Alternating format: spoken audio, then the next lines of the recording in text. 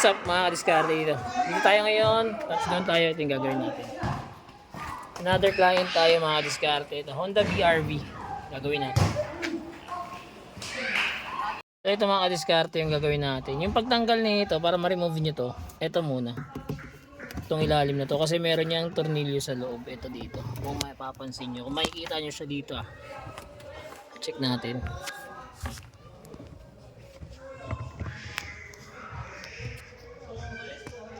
Ayan, yung nasa gitna na yan, yung tornilyo na yan, yan. Yung medyo malabo-labo ng konti. Ayan yung pinaka-tornilyo. Baklas na natin siya. Ayan. Tanggalin na natin yung mga harness sa likod. Ayan, tapos na tayo mag-install. 9 inches Android sa BRV, Honda BRV. Ayan. Kasama pa rin sa package natin yung reverse camera. Ayan.